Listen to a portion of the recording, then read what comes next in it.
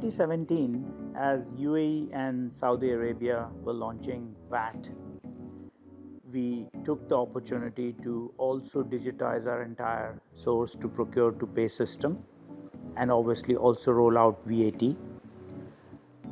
As you can imagine, this is amongst the most complex because it cuts across all your ERP systems, across countries, it has departments involved, right end, and it ends at each point of sale machine. And for these two countries, give or take more than 10,000 point of sale machines.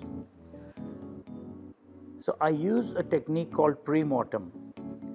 And as the word suggests, it's the opposite of a post-mortem, which happens when somebody dies or something fails.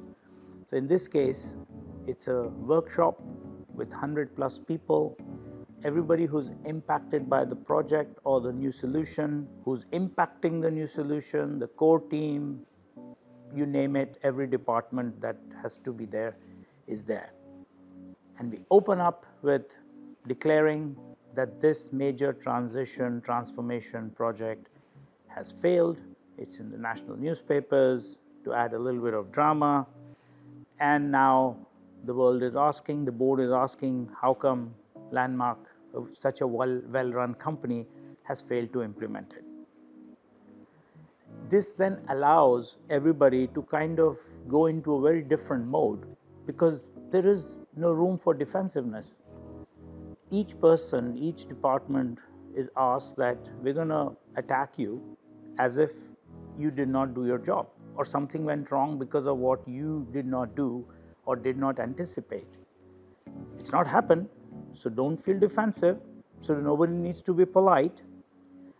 And I can tell you, I've done this multiple times, and this exercise completely transforms the way people take a critical look. Nobody is hiding behind or in water cooler saying, these people cannot do it, IT can't do it, HR can't do it, finance will make this mistake, tax will make this mistake. There is no such thing. We have breakout groups, and this day-long workshop, you end up having a log of thousands and thousands of points of failure. And then starts an exercise on, okay, now how will you mitigate that? Now this mitigation doesn't necessarily get recorded on the day, but discussions start happening. But essentially every department or person has to then go back and take a critical look, and you'll be surprised how many new failure points, touch points, cross-departmental issues that pop up, that generally you find all pop up after they've said go live. So clearly a fantastic technique, and we used it thoroughly in the rollout of VAT.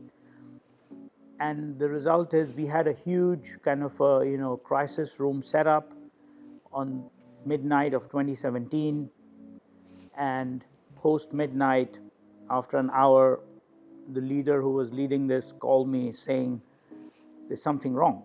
I said, what happened? He said, there is nobody calling. I said, maybe that's a great thing.